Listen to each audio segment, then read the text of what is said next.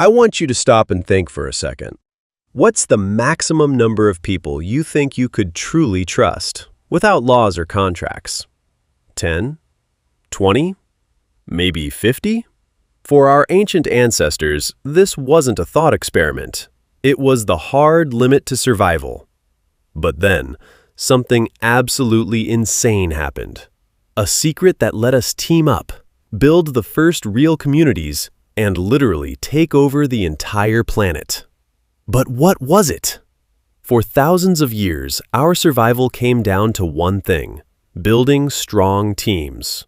People who were loyal and knew how to work together had a way better chance of surviving and passing on their genes. But the glue holding everything together wasn't just about having more people or some simple deal to protect each other. It was a massive upgrade, a secret weapon born inside the human brain. I want you to imagine being completely alone. It's pitch black, the world is filled with insane dangers, and you have nothing. Life is a 24/7 battle against getting eaten, freezing to death, or starving. Now, picture this instead. You're in a warm cave with a massive fire, surrounded by people. A storyteller has everyone hooked, and you can see crazy shadows dancing on the walls. How did we go from being totally alone in the dark to chilling with our friends by the fire? The answer is bigger than just teaming up to survive. We unlocked a brand new set of tools inside our brains, and the biggest one was the power of a shared story. This was the upgrade that let us build new worlds, not just with our hands, but in our heads. For most of history, life was basically a hardcore survival challenge. Our first ancestors were social, living in small groups of family members. Being in a group was way safer. It meant more eyes looking for food and watching out for whatever was hiding in the grass. Sticking with your family was rule number one. You help them, they help you. Easy. But there was a huge problem. You can only have so much family.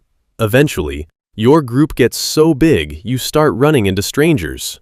And in a world where there's not enough of anything, a stranger is a massive risk.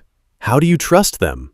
How do you know they won't just steal your stuff and leave you to die? To win this survival game, they needed bigger teams. But if you can't automatically trust people, how do you build a bigger team? The solution wasn't just in our bodies, it was in our culture. We were about to get a massive psychological upgrade that let us build society on a completely new level. This change is called the cognitive revolution. But it wasn't like a switch just flipped. It was a slow-motion upgrade to the human brain that took thousands and thousands of years. For the first time ever, we weren't just living in the real world. We started living in a world we made up in our heads. The key was language, but not just a language for yelling, "Lion, run!" This was next-level stuff. This is insane. We became the only animal that could talk about things that aren't even real. Think about it. You can't see yesterday. You can't touch tomorrow. You can't point to a spirit. Being able to talk about stuff that doesn't exist was our new superpower.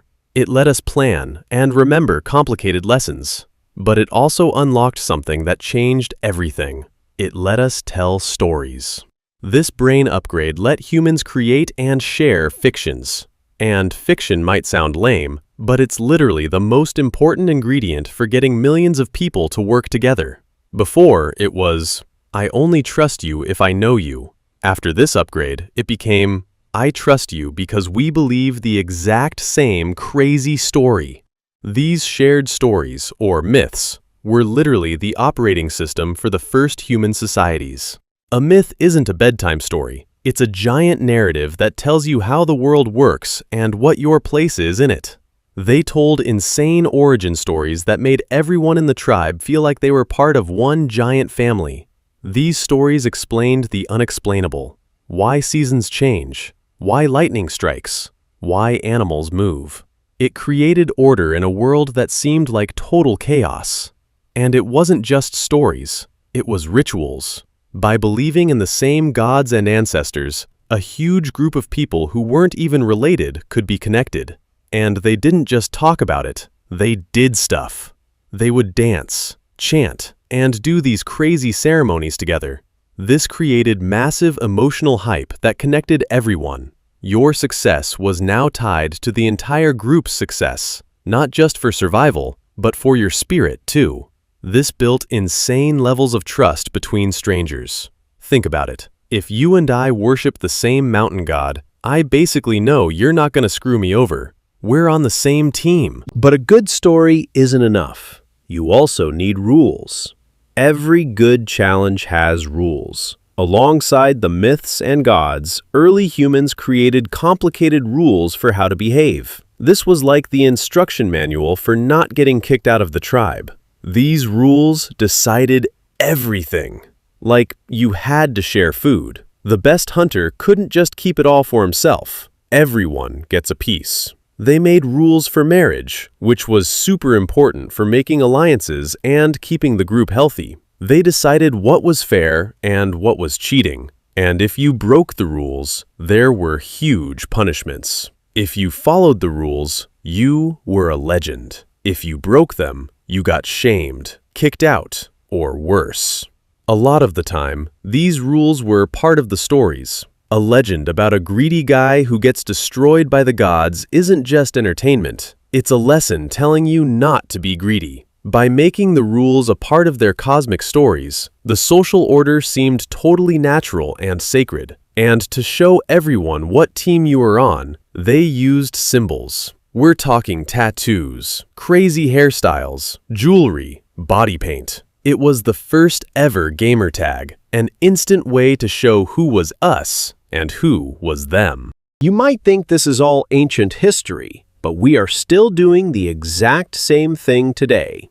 It's crazy. The tribe never died. It just got a reskin. That fundamental need to belong to a group, share an identity, and believe in a common story is just as powerful today as it was 50,000 years ago. I want you to think about your favorite sports team. The colors, the chants, the insane hype when you win, and the pain when you lose. You are literally in a tribe of millions of people you've never even met. A country? That's just a giant tribe with a flag and some history stories. The company you work for, your political party, even your favorite YouTuber's fan base. It's all tribes. They give us an identity, a set of rules, and a community of people who see the world the same way we do. The amount of cooperation we have today is unbelievable, and it's all built on the same foundation our ancestors created, uniting millions of strangers with a shared reality. The story of how we work together is the craziest story of all. It's a journey that started around campfires and is now happening all over the internet. If you want to see more insane videos like this, smash that subscribe button and join this tribe. We have so many more stories to uncover about where we came from and who we are. So, why did ancient humans live in tribes?